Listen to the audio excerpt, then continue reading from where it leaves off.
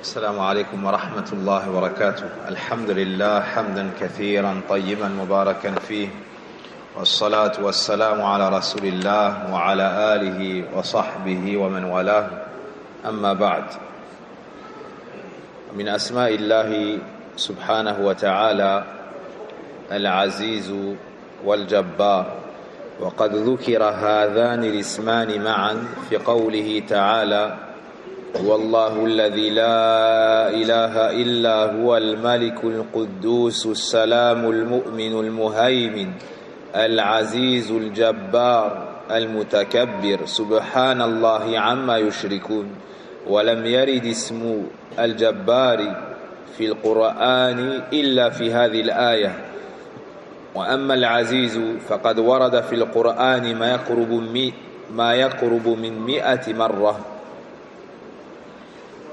L'auteur, rahimahullahu ta'ala, nous dit qu'il y a également parmi les noms sublimes d'Allah subhanahu wa ta'ala Al-Aziz et Al-Jabbar.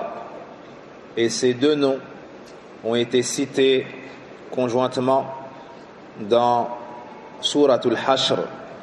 À la fin de Suratul Hashr, lorsqu'Allah subhanahu wa ta'ala nous dit: il est Allah, celui en dehors duquel nulle divinité n'est digne d'être adorée, si ce n'est lui. Il est le souverain, le saint, le pacifique, le protecteur, l'arbitre suprême, le puissant, le contraignant. Al-Aziz, le puissant. Al-Jabbar, le contraignant. Et le nom d'Allah Azza wa Jal, Al-Jabbar, on ne le trouve pas dans le Coran, si ce n'est dans ce verset. Il a été mentionné une fois dans le Coran, c'est dans ce verset. Quant au nom d'Allah subhanahu wa ta'ala Al-Aziz, il a été mentionné de très nombreuses fois, près de 100 fois dans le livre d'Allah subhanahu wa ta'ala. Wal-Aziz ay alladhi lahu jami'u ma'ani al-'izza. Al-Aziz, c'est celui qui possède l'ensemble des sens de l'izza, de la puissance. Kama qala subhanahu innal izzata lillahi jami'a. Certes, la puissance dans son entièreté appartient à Allah.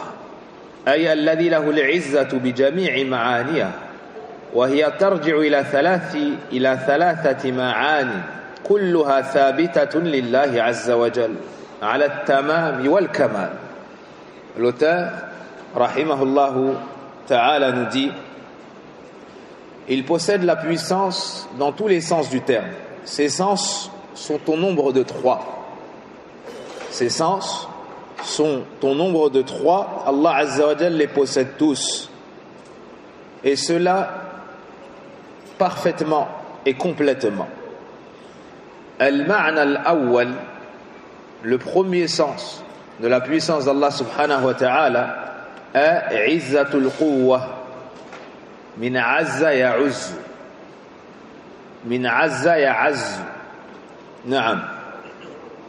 Al-ma'na al-awwal izzatul quwwa. Le premier sens de la puissance d'Allah subhanahu wa ta'ala, c'est dans le sens de la force.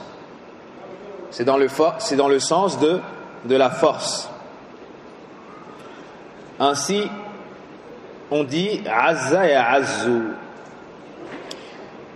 وهي وصفه العظيم الذي لا تنسب إليه قوة المخلوقات وإن عظمت. Allah subhanahu wa ta'ala a la puissance et la force suprême.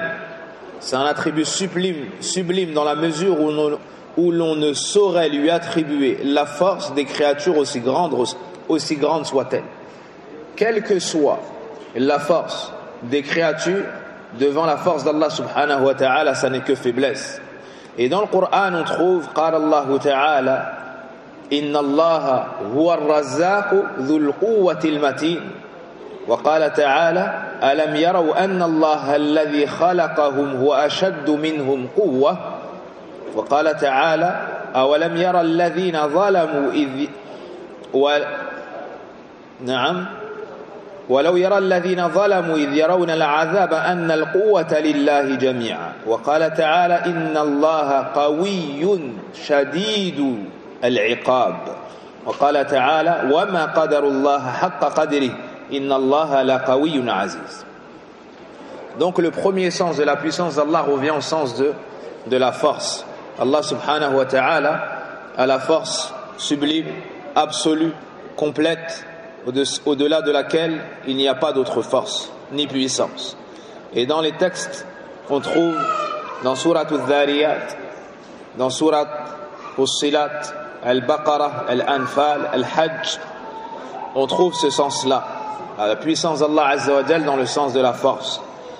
La traduction approximative des sens de ces versets: certes Allah est le grand pourvoyeur, le détenteur de la force, l'inébranlable. Le détenteur de la force, l'inébranlable. Ici, le détenteur de la force, l'inébranlable, ça revient au sens de la puissance. Le verset suivant: oublierait-il que Allah, qui les avait créés, était infiniment plus redoutable que eux, bien plus fort qu'eux, bien plus fort qu'eux. Le verset suivant: si les injustes pouvaient entrevoir le supplice qui les attend, ils verraient alors que la puissance entière appartient à Allah uniquement. Dans le verset suivant: certes Allah est fort et dur en punition. Certes Allah est fort et dur en punition. Le verset suivant: et ils n'ont pas estimé Allah comme il devait l'être. Certes Allah est fort et puissant. Certes Allah est fort et puissant. Dans la traduction on trouve souvent le terme Dieu. Dans la traduction on trouve souvent le terme Dieu. Il convient de laisser Allah. Il convient de laisser Allah et de ne pas utiliser le terme Dieu. Passons au second sens. Donc, le premier étant la puissance, la force. المعنى الثاني عزة الامتناع. عزة الامتناع فإنه الغني بذاته فلا يحتاج إلى أحد لا يبلغ العباد ضره. Ici c'est Azza ya'izzu. Azza ya'izzu. عزة الامتناع فإنه الغني بذاته فلا يحتاج إلى أحد لا يبلغ العباد ضره فيضرونه ولا نفعه فتنفعونه أو فينفعونه بل هو الضار النافع المعطي المانع منزه سبحانه عن الغالب عن مغالبة أحد وعن أن يقدر عليه وعن جميع ما لا يليق بعظمته وجلاله من العيوب والنقائص وعن كل ما ينافي كماله وعن اتخاذ الأنداد والشركاء. قال الله تعالى سبحان ربك رب العزة عما يصفون وسلام على المرسلين والحمد لله رب العالمين. وقال تعالى وله المثل الأعلى في السماوات والأرض وهو العزيز الحكيم. وقال تعالى قل أروني الذين ألحقتم به شركاء كلا بل هو الله العزيز الحكيم. Le deuxième sens de la izza d'Allah subhanahu wa ta'ala a trait à la puissance liée à l'inaccessibilité. À l'inaccessibilité. C'est-à-dire qu'on ne peut nuire à Allah subhanahu wa ta'ala, on ne peut le toucher d'un mal subhanahu wa ta'ala parce que c'est Al-Aziz. Personne ne saurait atteindre le niveau de pouvoir toucher Allah subhanahu wa ta'ala par un mal et lui nuire tabaraka wa ta'ala. En effet, il est suffisant en lui-même et n'a besoin de personne. Les serviteurs ne peuvent parvenir à un tel degré de nuisance au point de lui porter préjudice ou de bienfaisance afin de lui être utile. Au contraire, c'est lui qui peut toucher le serviteur et c'est lui qui peut lui apporter le bien. C'est lui qui donne et retient nul ne peut le dominer ou le vaincre. Seul le Seigneur est au-dessus de toutes les imperfections et de tous les défauts qui ne conviennent pas à sa grandeur et sa majesté. Il est également exempt de ce qui est contraire à sa perfection. Ainsi, il est très loin d'avoir des semblables et des associés. Il nous dit dans son livre: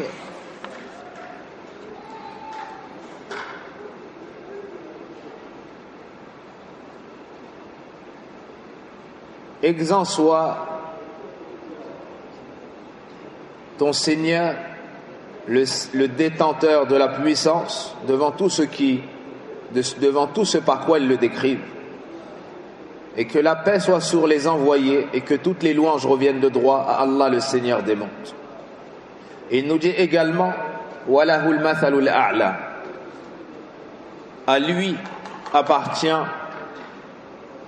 les attributs les plus hauts, que ce soit dans les cieux ou la terre, et c'est lui le puissant et le sage.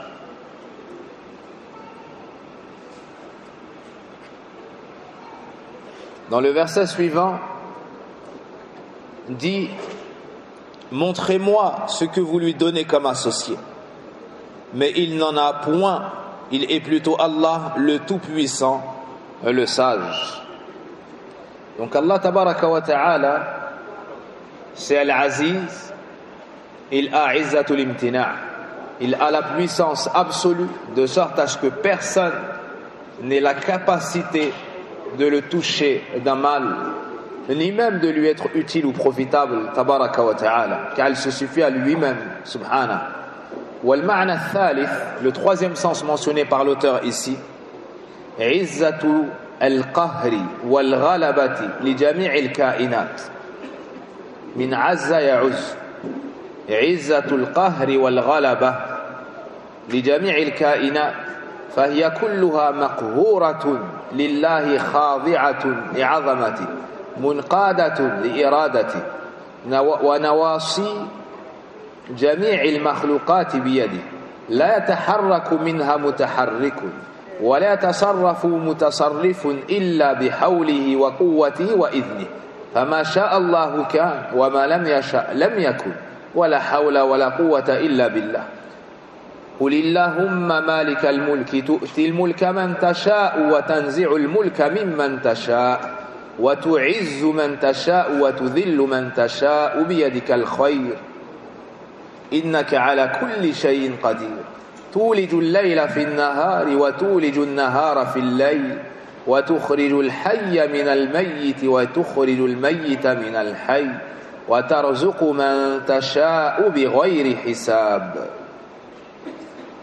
Le troisième sens, la troisième signification concerne la capacité de subjuguer et de dominer toutes les créatures. Izzatul Qahr, la puissance, dans le sens où Allah Azza wa Jal est le dominateur suprême.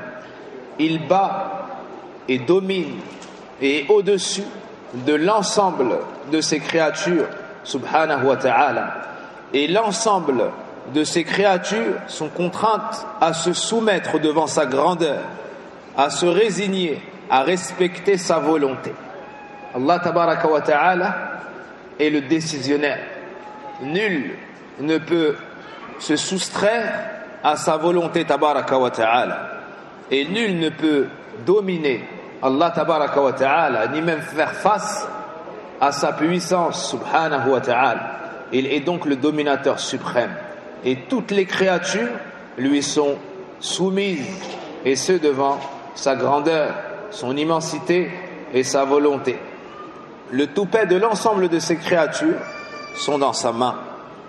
Aucun d'entre eux ne peut bouger ou prendre des décisions si ce n'est par sa volonté. Si ce n'est pas sa volonté, sa force et sa permission. Ce que Allah veut se réalise. Et ce qu'il ne veut pas ne se réalise pas. Nul ne peut passer d'un état à un autre si ce n'est par sa puissance, si ce n'est par Allah subhanahu wa ta'ala. Quant au verset mentionné pour ce troisième sens, il nous cite dans Sourate Ali Imran, dit: Ô Allah, souverain suprême, tu donnes le pouvoir à qui tu veux et tu l'enlèves à qui tu veux. Tu honores qui tu veux et tu abaisses qui tu veux. Tu détiens le bien et ta puissance n'a point de limite. Tu insères la nuit dans le jour et le jour dans la nuit. Tu tires la vie de la mort et la mort de la vie. Tu enrichis qui tu veux sans compter.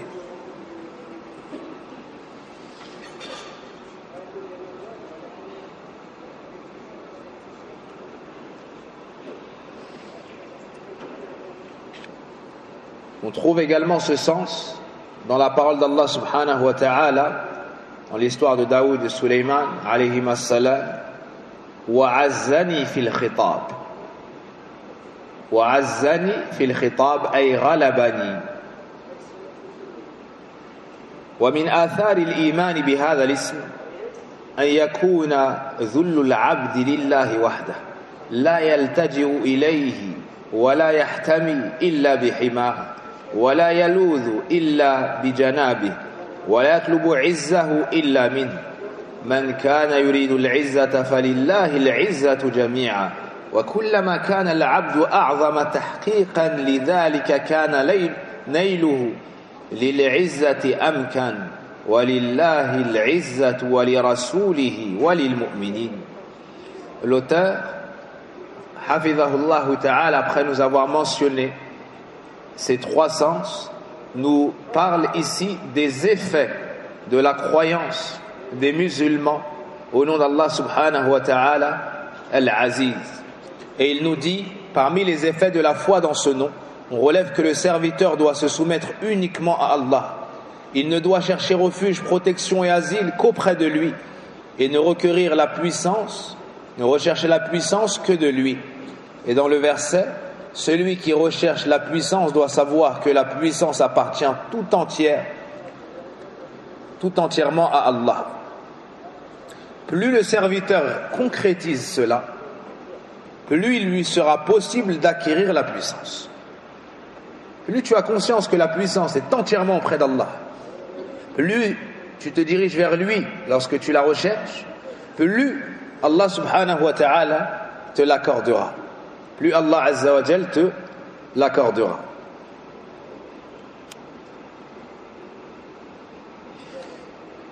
On ajoute que certains parmi les gens de science ont mentionné un quatrième sens de Al-Izza. On mentionné un quatrième sens pour Al-Izza. On a mentionné ici en premier Izzatu Al-Quwwa, puis en second Izzatu Al-Imtina' et enfin Izzatu Al-Ghalaba, Al-Qahr ou Al-Ghalaba. D'autres parmi les savants ont ajouté un quatrième point pour le sens de Al-Aziz, donc Al-Izza.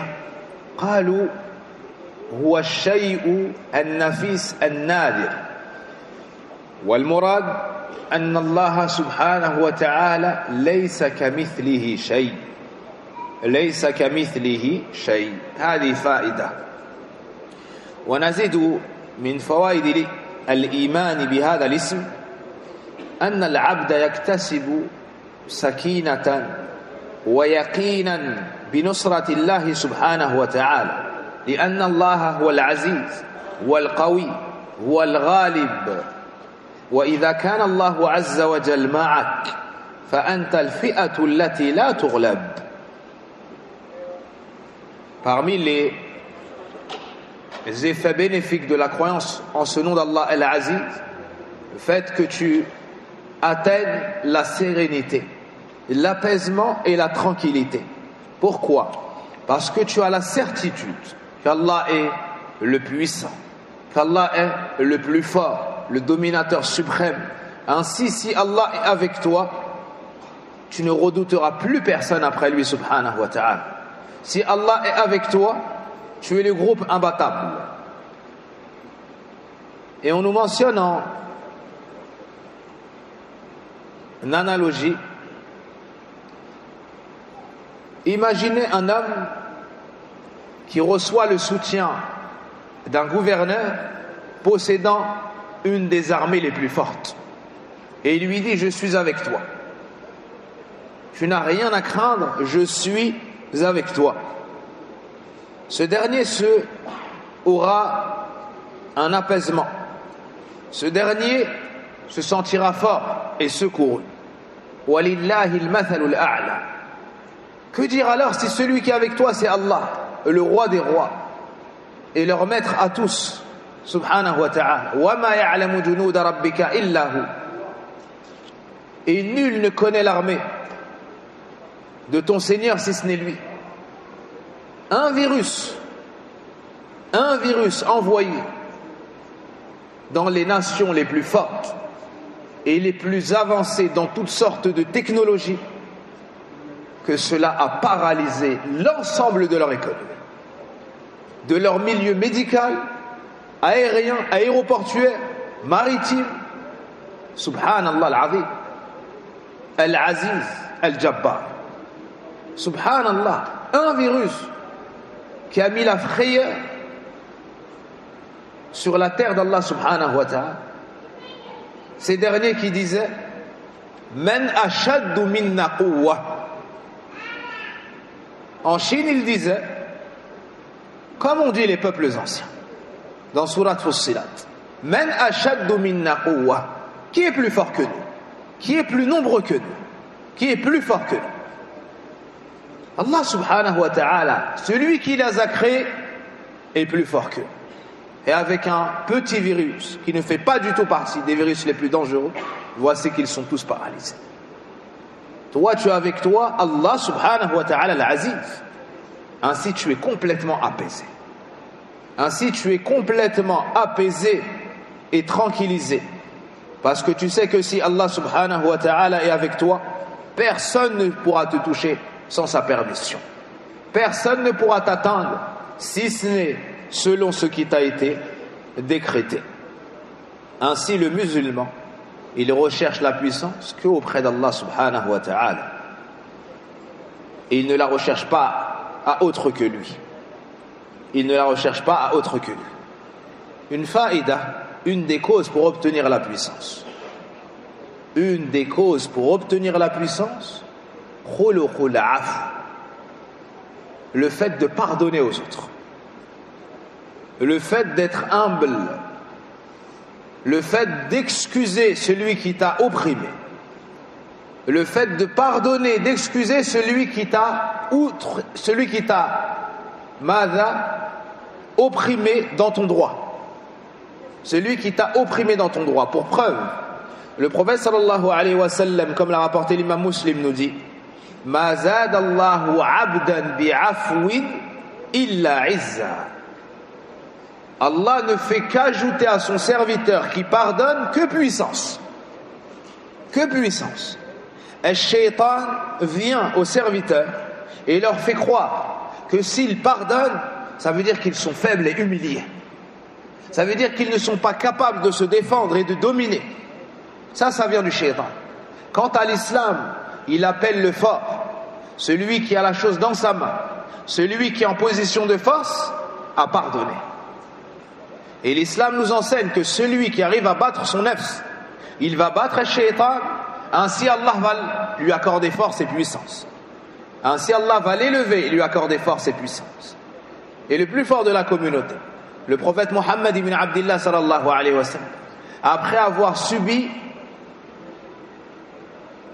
une vingtaine d'années d'injustice, après avoir vu durant une vingtaine d'années l'injustice sur ses compagnons, certains ont été agressés, certains on leur a nuit dans leur argent, d'autres dans leur honneur, d'autres dans leur vie. Et lorsqu'il rentre à Mecca, Fatihan laha, en conquérant, il rentre humble. Il rentre humble devant son Seigneur. Et lorsqu'il est maintenant, ou lorsqu'il est désormais en position de force sur son peuple, qu'il l'a fait sortir de Mecca, il leur pardonne. et des suites de ce noble comportement, Allah lui accorde encore plus de puissance. Et eux embrassaient l'islam, pour beaucoup d'entre eux. Donc, khuluqul af, c'est une des causes pour qu'Allah te donne puissance. C'est une des causes pour qu'Allah te renforce, t'anoblisse et t'élève. Puis l'auteur, rahimahullah wa hafidhah, nous dit, lorsque l'on dit rahimahullah, wa shaw bi shay yuzkar, c'est pas forcément que la personne est décédée. Le prophète alayhi salatu wa salam demandait la pitié, il demandait la miséricorde pour le vivant et pour le mort. Et on a tendance, lorsqu'on entend rahimahullah, à penser qu'il est décédé. Le vivant, il a besoin de la rahma d'Allah. Et celui qui est décédé a besoin de la rahma d'Allah.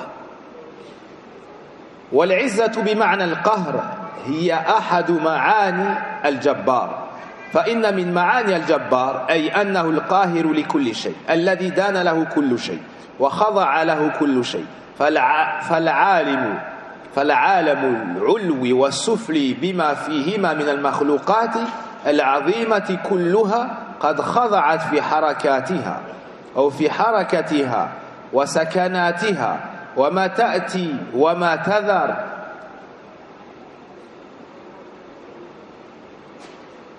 لمليكها ومدبرها فليس لها من الأمر شيء ولا من الحكم شيء بل الأمر كله لله والحكم الشرعي والقدر والجزاء كله له لا حاكم إلا هو ولا رب غيره ولا إله سواه وليس معنى هذا أن العبد مجبور على فعل نفسه بل الأمر كما قال تعالى وقل الحق من ربكم فمن شاء فليؤمن ومن شاء فليكفر وقال سبحانه ونفس وما سواها فألهمها فجورها وتقواها قد أفلح من زكاها وقد خاب من دساها. La puissance dans le sens de la contrainte est l'un des sens de Al-Jabbar.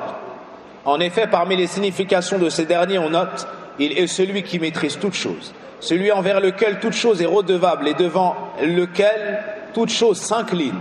Le monde supérieur et inférieur, ainsi que toutes les grandes créatures qui les peuplent, sont assujettis à lui, dans leurs faits et gestes, dans tout ce qu'elles font ou délaissent. Ces dernières obéissent à l'ordre de leur maître et régisseur. Elles ne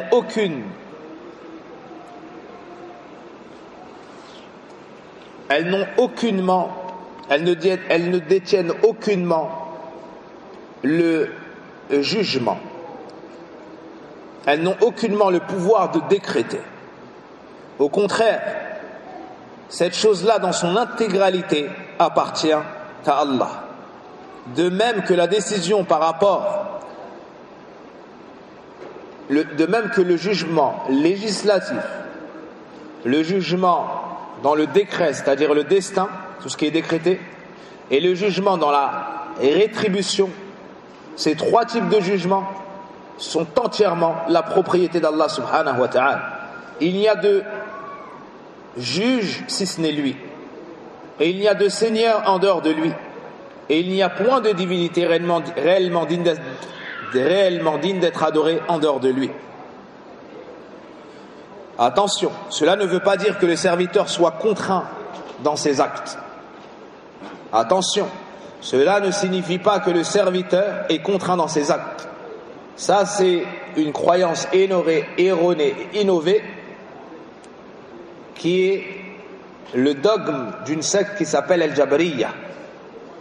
Il y a une secte qui a un défaut gravissime dans le domaine du qadar, de la prédestination, qui s'appelle Al-Jabriya. Ils disent que le serviteur est tel une feuille au vent et il n'a aucun libre arbitre.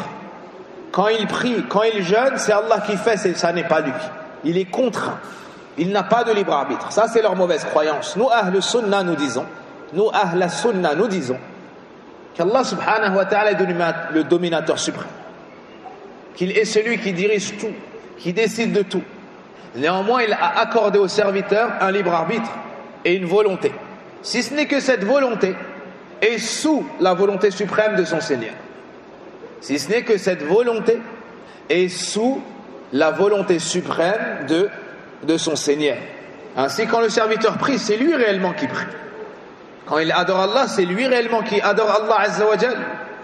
Et quand il désobéit à Allah, c'est lui réellement qui désobéit à Allah subhanahu wa ta'ala. Mais tout cela a lieu selon ce qu'Allah a déjà su, selon ce qui est inscrit et selon ce qui a été écrit. Ainsi, on trouve dans Surat Al-Kahf et dans Al-Shams ces versets dont les sens sont: dit la vérité émane de votre Seigneur. Celui qui le souhaite, que celui qui le souhaite ait la foi, et celui qui le souhaite mécroit. Donc on voit que c'est l'œuvre du serviteur.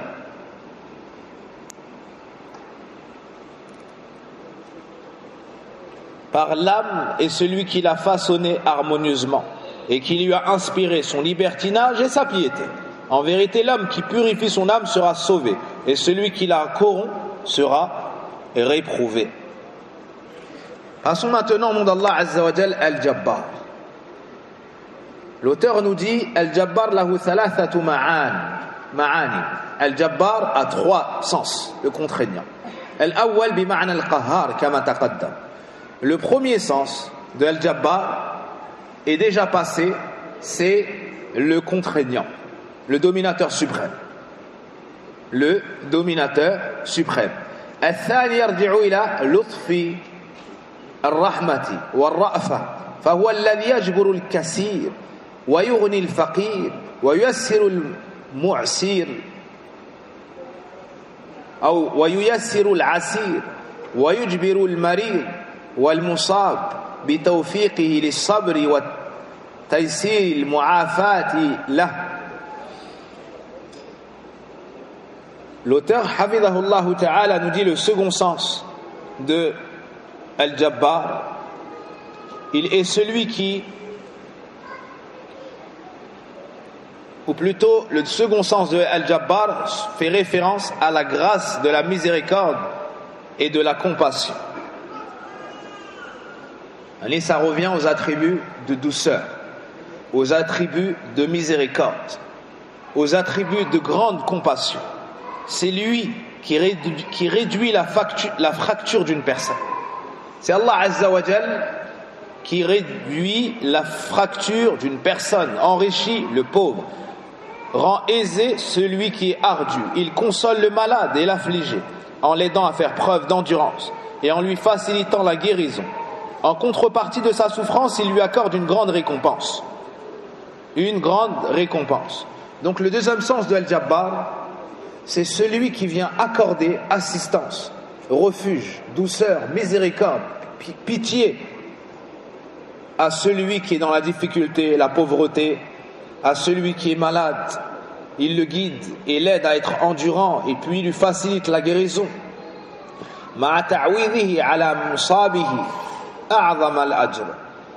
Et en échange de cela, il lui accorde la plus grande des récompenses. ويجبر جبرا خاصا قلوب الخاضعين لعظمة وجلاله وقلوب المنيبين له الخاضعين لكماله الراجين لفضل ونواله بما يفيض على قلوب من المحبة وانواع المعارف والتوفيق الإلهي والهداية والرشاد. Allah subhanahu wa ta'ala accorde cela à ses serviteurs, mais d'une manière plus particulière. Allah attache une importance particulière à remettre en état les cœurs de ceux qui se soumettent à sa grandeur et sa majesté, de ceux qui l'aiment et se plient à sa perfection, de ceux qui souhaitent sa faveur et ses dons.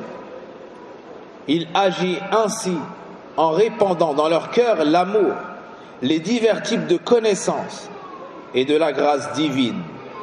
De même, il les guide vers la voie de la rectitude. Subhanallah, Allah tabaraka wa ta'ala, à ses serviteurs pieux, il leur accorde tout cela. Il leur accorde tout cela. Il met dans leur cœur l'amour. Il met dans leur cœur tout type de connaissances et il leur accorde la réussite, la guidée, la droiture. وقول الداعي اللهم اجبرني يراد به هذا الجبر الذي حقيقة إصلاح العبد ودفع جميع المكاره والشرور عنه. وقد كان النبي صلى الله عليه وسلم يقول بين السجدتين اللهم اغفر لي وارحمني واجبرني واهديني وارزقني. رواه الترمذي وابن ماجه وصححه الألباني رحمه الله من حديث ابن عباس رضي الله عنهما. Dans l'invocation, lorsque tu dis Allahumma ajburni, voici ce qui est voulu. Oh Allah, réconforte-moi. Ça désigne cette guérison dont la réalité consiste à réformer le serviteur et à le protéger de tous les désagréments et les torts qui le menacent. Entre deux prosternations, le prophète sallallahu alayhi wa sallam disait Oh Allah, pardonne-moi et pitié de moi, et réconforte-moi, guide-moi et accorde-moi ma subsistance. Ce hadith est rapporté par Tirmidhi ibn Majah, son Abdullah ibn Abbas. Passons maintenant au troisième sens de Al-Jabbar. أي العلي على كل شيء الذي له جميع معاني العلو علو الذات وعلو القدر وعلو القهر. Le troisième sens de Al-Jabbar est celui qui est au-dessus de toute chose. Celui qui est au-dessus de toute chose. Il possède tous les sens de l'élévation. Il possède tous les sens de l'élévation.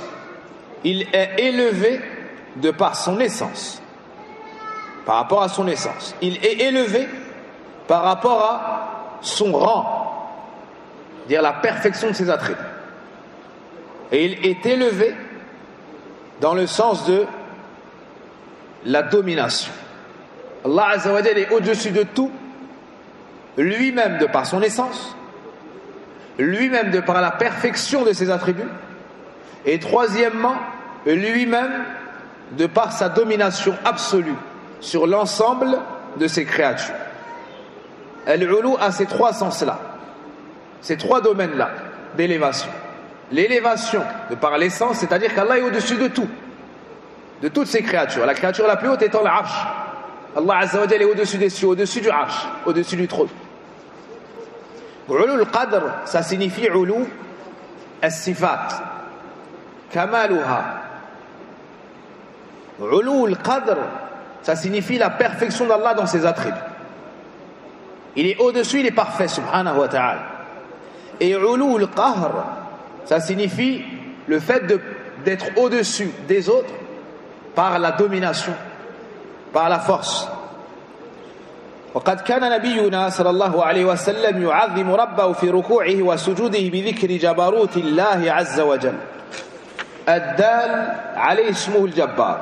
ففي المسند والسنن عن عوف بن مالك الأشجعي رضي الله عنه قال قمت مع رسول الله صلى الله عليه وسلم ليلة فقام فقرأ سورة البقرة لا يمر بآية رحمة إلا وقف فسأل ولا يمر بآية عذاب إلا وقف فتعوذ قال ثم ركع بقدر قيام يقول في ركوعه سبحان ذي الجبروت والملكوت والكبرياء والعظمة ثم سجد بقدر قيامه ثم قال في سجوده مثل ذلك ثم قرأ بآل عمران ثم قرأ سورة سورة.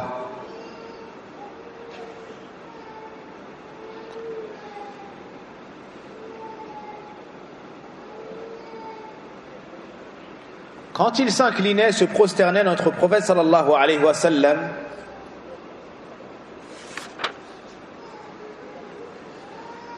exaltait ou immensifiait son Seigneur en évoquant la toute-puissance d'Allah indiquée par son nom Al-Jabbar. Ainsi, on retrouve dans le Musnad de l'imam Ahmad et dans les Sunan le hadith de Aouf ibn Malik al-Ashja'i qui rapporte: une nuit je me suis levé pour prier en compagnie du prophète, du messager d'Allah sallallahu alayhi wa sallam. Il s'est mis debout et a récité Surat al-Baqarah. Il ne passait pas un verset de miséricorde sans s'arrêter pour adresser une demande à Allah. Il ne lisait pas un verset sur le châtiment sans s'arrêter pour rechercher une protection auprès d'Allah. Ensuite, il s'est incliné pendant un temps équivalent, c'est-à-dire équivalent à au temps où il était debout en train de réciter, proche de ce temps-là. En récitant, exempt soit le possesseur de la puissance, de la royauté, de la magnificence et de la grandeur. Puis il s'est incliné aussi longtemps qu'il était resté debout et a prononcé la même formule. Ensuite, il a lu sourate Ali Imran. Puis, il a récité des sourates les unes après les autres.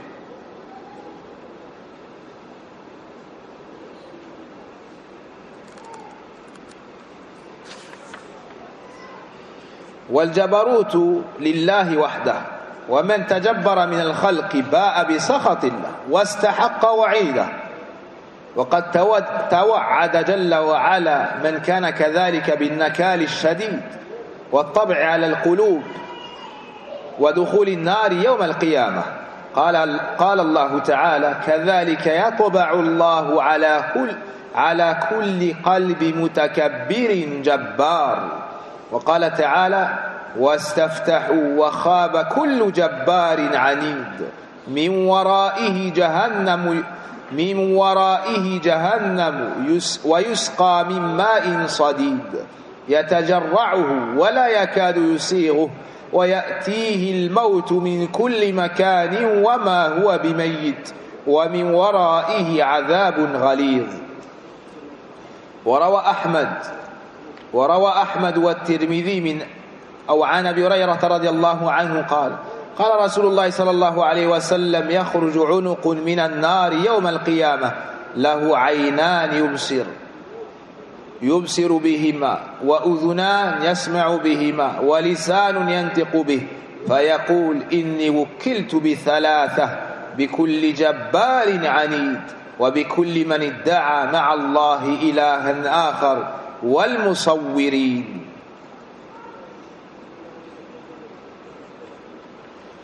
نعوذ بالله من النار ومن سخط الجبار ونعوذ به سبحانه من منكرات الأخلاق والأهواء والأدواء إنه تبارك وتعالى سميع الدعاء. La toute-puissance appartient à Allah seul. Le fait de dominer l'ensemble appartient à Allah seul. Celui qui se montre orgueilleux et qui veut être au-dessus de tout le monde affrontera la colère d'Allah, méritera la menace qu'il a brandie. En effet, le Tout-Puissant a averti qu'il punira sévèrement toute personne arrogante et qu'il mettra un scellé sur son cœur avant de l'envoyer au feu au jour de la résurrection. Ainsi, dans Surat Ghafir, on nous dit selon la traduction des sens de ce verset, c'est ainsi qu'Allah endurcit le cœur de tout tyran orgueilleux, ou bien scelle le cœur de tout tyran orgueilleux. Et dans Surat Ibrahim, sur la traduction des versets, des sens de ces versets,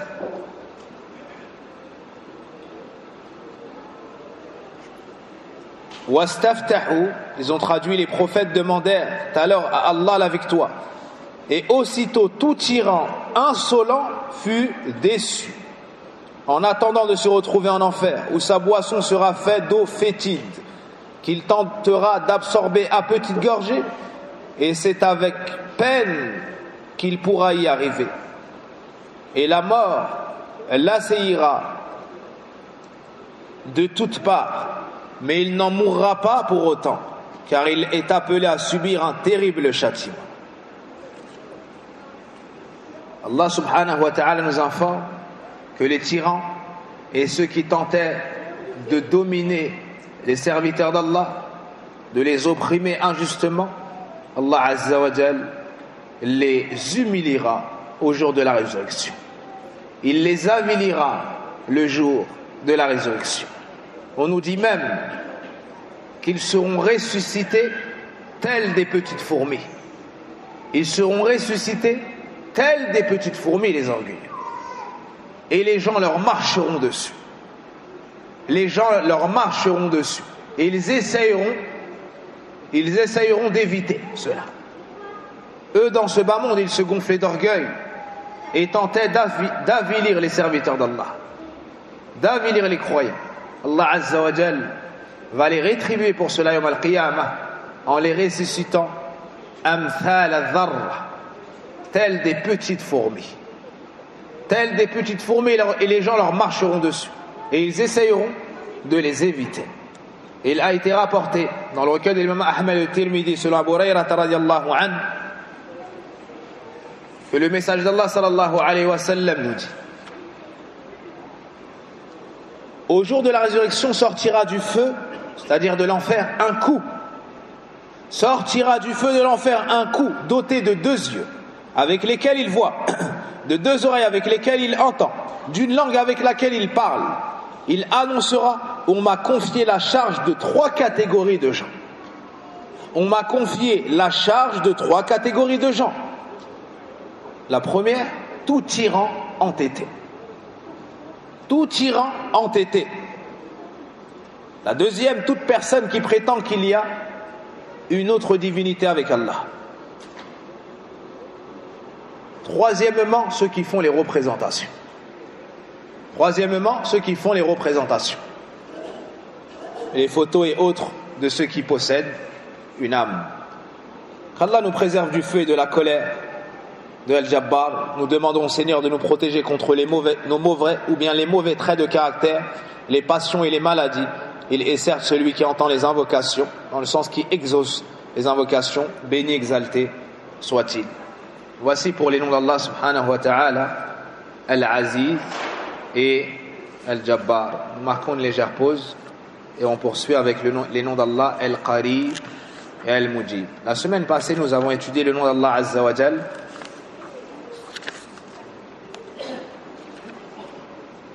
Al-Ghalib, les noms d'Allah Al-Ghalib et Al-Nasir. Sur le nom d'Allah Azza wa Jal, Al-Nasir, il y a une divergence entre les gens de science. Certains l'ont affirmé pour nom d'Allah subhanahu wa ta'ala en ayant pour preuve les 4 versets qu'on a mentionnés, et d'autres ont dit, on informe d'Allah Azza wa Jal que c'est Al-Nasir, mais ça n'atteint pas le rang d'appellation. Ça n'atteint pas le rang d'appellation. Wallahu a'lam.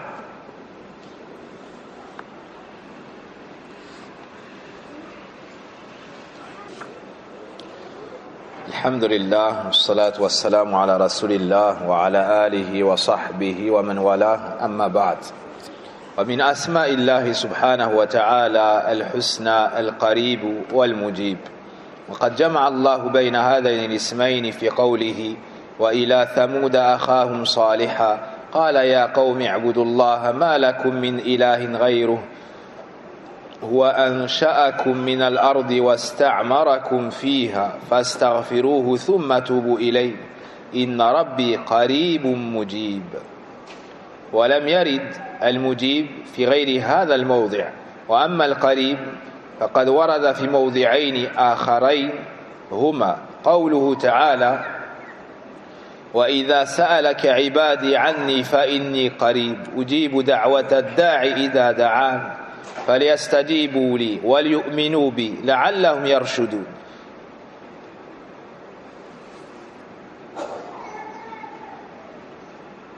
وقوله تعالى قل إن ضللت فإنما أضل على نفسي وإن اهتديت فبما يوحى إلي ربي إنه سميع قريب.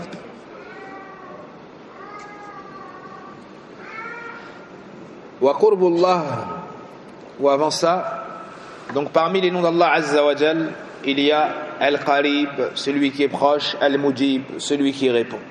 Et Allah subhanahu wa ta'ala a réuni entre ces 2 noms dans sa parole, sur la traduction des sens du verset de Hud. Et au Thamoud, nous avons envoyé leur frère Saleh. Ô mon peuple, dit-il, n'adorez qu'Allah, vous n'avez d'autre divinité en dehors de lui. C'est lui qui vous a formé de la terre et qui vous y a établi. Demandez-lui donc pardon et revenez repentant vers lui, car mon Seigneur est proche et prompt à exaucer les prières. Le nom d'Allah, Al-Mujib, n'est mentionné que dans cet endroit.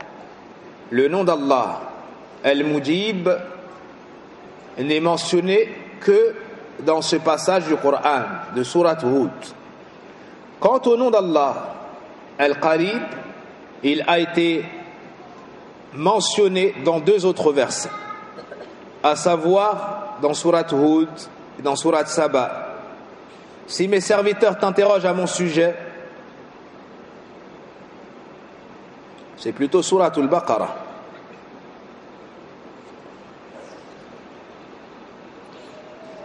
Il faut corriger dans la traduction. C'est Surat al-Baqarah, verset 186. Surat al-Baqarah, verset 186, et non pas Surat Hud. Et lorsque mes serviteurs t'interrogent à mon sujet, je suis proche. Toujours, je réponds, et ici il est écrit toujours disposé à exaucer les vœux de celui qui m'invoque. Je réponds à l'invocation ou à la demande de celui qui m'invoque.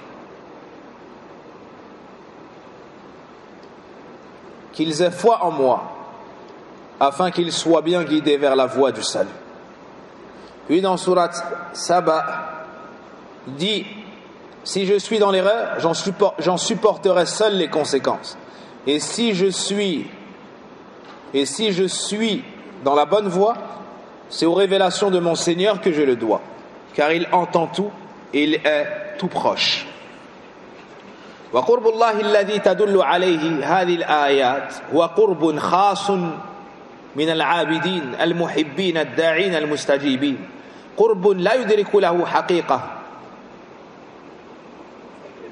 وإنما نعلم آثاره من لطفه بهم وتوفيقه لهم وعنايته بهم، ومن آثار إجابته للداعين وإثابة للعابدين، كما قال سبحانه وقال ربكم ادعوني أستجب لكم إن الذين يستكبرون عن عبادتي سيدخلون جهنم داخرين.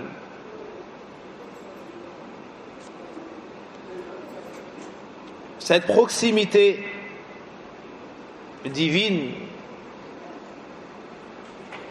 qui nous est indiquée dans ces versets est une proximité propre aux serviteurs d'Allah Azza wa Jal croyants, à ceux qui l'adorent, à ceux qui l'aiment, à ceux qui l'invoquent, à ceux qui répondent à son appel.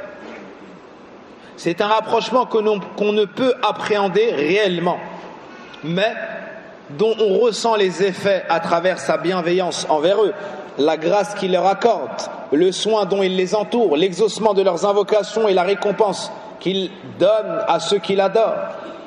Il nous dit dans son livre, son traduction des sens de ce verset, votre Seigneur a dit, implorez-moi, je vous exaucerai. Mais ceux qui par orgueil refusent de m'adorer entreront tête basse en enfer. Donc Allah Azza wa Jal est proche, mais il est proche des serviteurs croyants. وقد ثبت في السنة أحاديث عديدة تدل على قرب الله عز وجل من عباده المؤمنين وأوليائه المتقين، يسمع دعاءهم ويجيب نداءهم ويعطيهم سؤلهم. ففي الصحيحين عن أبي موسى الأشعري رضي الله عنه قال كنا مع النبي صلى الله عليه وسلم في سفر فجعل الناس يجهرون بالتكبير فقال النبي صلى الله عليه وسلم أيها الناس أربعوا على أنفسكم إنكم ليس تدعون أصم ولا غائبا إنكم تدعون سميعا قريبا وهو معكم. وفي الصحيحين عن أبي هريرة رضي الله عنه عن النبي صلى الله عليه وسلم قال قال الله عز وجل من تقرب إلي شبرا تقربت إليه ذراعا ومن تقرب إلي ذراعا تقربت إليه باعا وإذا أقبل إلي يمشي أقبلت إليه أهرول أو أرول أهرول. نعم.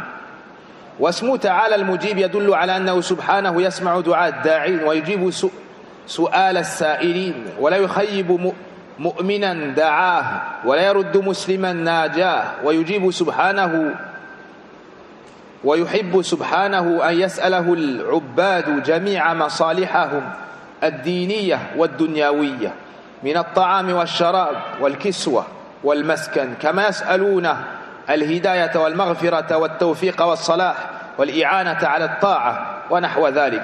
ووعدهم على ذلك كله بالإجابة مهما عظمت المسألة وكثر المطلوب وتنوعت الرغبات وفي هذا دلالة على كمال قدرة الله سبحانه وكمال ملكه وأن خزائنه لا تنفد ولا تنقص بالعطاء ولو أعطى الأولين والآخرين من الجن والإنس وأجابهم في جميع ما سألوه كما في الحديث القدسي يا عبادي لو أن طيب كملوا بعد الأذان إن شاء الله.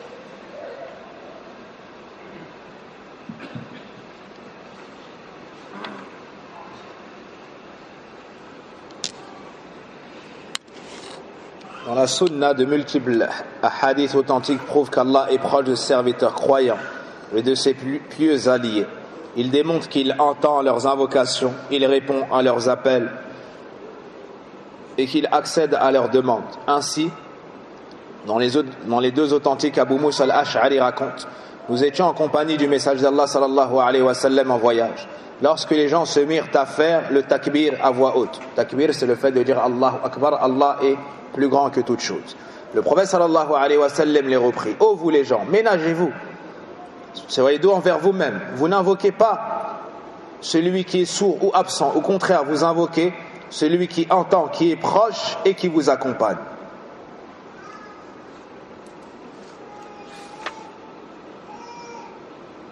Celui qui est proche et il est avec vous. Celui qui est proche et il est avec vous. Selon les mêmes recueils de hadith, Abu Hurayrata radiyallahu anhu rapporte du prophète sallallahu alayhi wa sallam qu'Allah a dit: celui qui se rapproche de moi d'un empan, je me rapproche de lui d'une coudée. S'il se rapproche de moi d'une coudée, je me rapprocherai de lui d'une brassée. Et s'il vient à moi en marchant, j'avancerai vers lui en courant. Le nom d'Allah El-Mujib, le nom d'Allah le Très-Haut El-Mujib montre que le Seigneur entend la supplication de ceux qui l'invoquent et qu'il accède aux requêtes de ceux qui le sollicitent. Il ne frustre pas l'espérance d'un croyant qui l'implore, ni ne renvoie les mains vides un musulman qui se confie à lui, qui lui demande. Le Seigneur aime que les serviteurs lui demandent tout ce dont ils ont besoin. Tout ce dont ils ont besoin, sur le plan religieux aussi bien que mondain.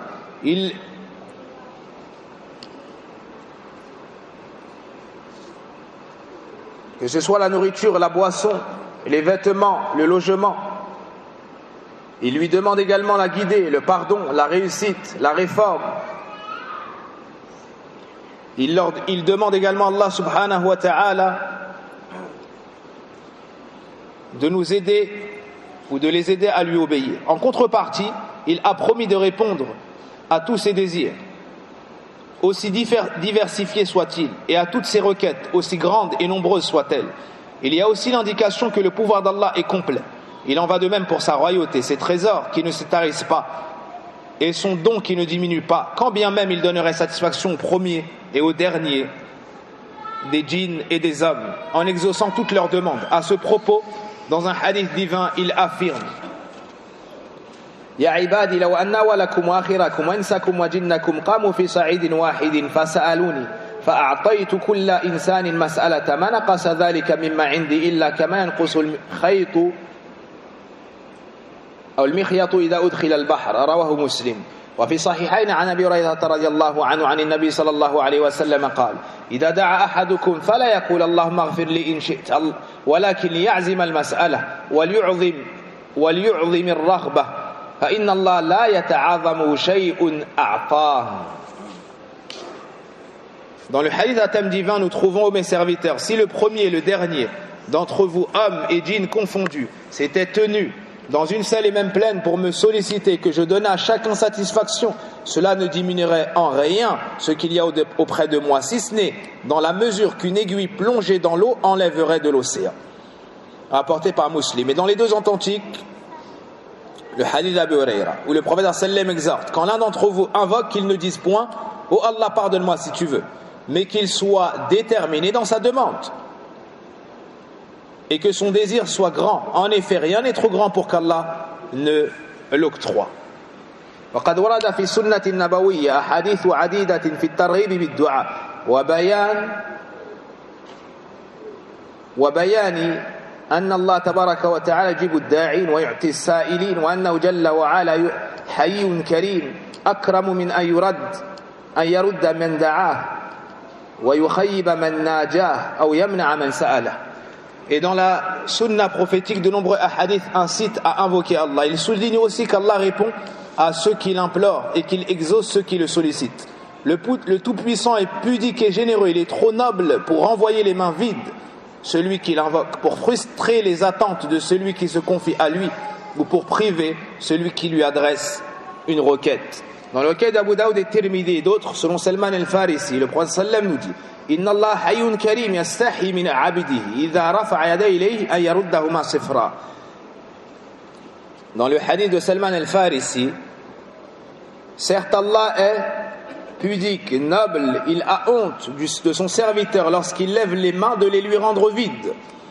وفي حديث النزول الإلهي يقول ينزل ربنا تبارك وتعالى كل ليلة إلى السماء الدنيا حين يبقى ثلث الليل الآخر فيقول من يدعوني فأستجيب له من يسألني فأعطيه ومن يستغفرني فأغفر له متفق عليه. وهو حديث متواتر رواه عن النبي صلى الله عليه وسلم جمع من الصحابة بلغ عددهم 28 صحابيا. Et dans le hadith relatif à la descente divine, le prophète sallam nous dit Allah dit lorsqu'il descend au dernier tiers de la nuit au ciel le plus bas, il annonce qui m'invoque pour que je l'exauce, qui me demande pour que je lui donne, qui implore mon pardon pour que je lui pardonne. Il s'agit d'un hadith rapporté par le messager d'Allah sallallahu alayhi wa sallam d'une manière telle, c'est-à-dire ça s'est répandu et c'est provenu d'un nombre de compagnons tel que c'est impossible qu'il se soit uni dans l'erreur, encore moins le mensonge. Pas moins de 28 compagnons ont rapporté ce hadith.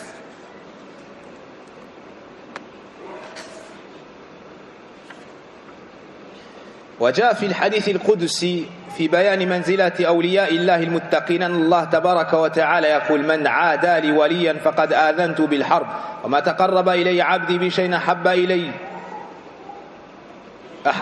إلي مما افترضت عليه وما يزال عبدي يتقرب إلي بالنوافل حتى أحبه فإذا أحببت كنت سمعه الذي يسمع به وبصره الذي يبصر به ويده التي يبطش بها ورجله التي يمشي بها ولئن سألني لأعطينه ولئن استعاذ بي لأعيذنه رواه البخاري في صحيحه. Et on trouve dans le hadith à thème divin, la grande place des serviteurs pieux et rapprochés d'Allah subhanahu wa ta'ala. Lorsqu'il nous dit dans le hadith à thème divin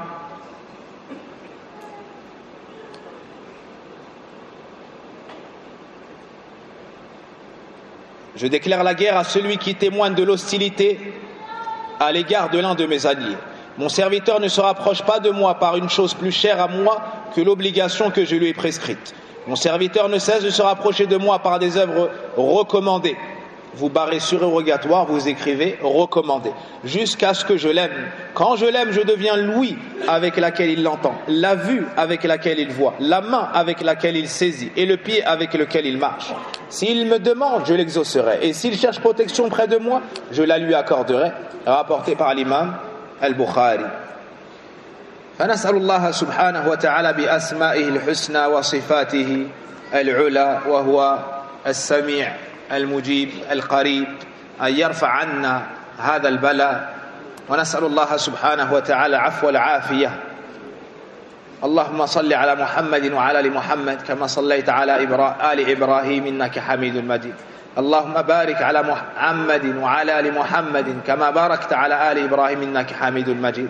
ربنا آتنا في الدنيا حسنة وفي الآخرة حسنة وقنا عذاب النار. اللهم اغفر لنا ذنوبنا وكفر عنا سيئاتنا وتوفنا مع الأبرار. اللهم إنا نسألك الهدى والتقى والعفاف والغنى. اللهم آت نفوسنا تقواها وزكها أنت خير من زكاها أنت وليها ومولاها. سبحانك اللهم وبحمدك أشهد أن لا إله إلا أنت أستغفرك وأتوب إليك والحمد لله رب العالمين.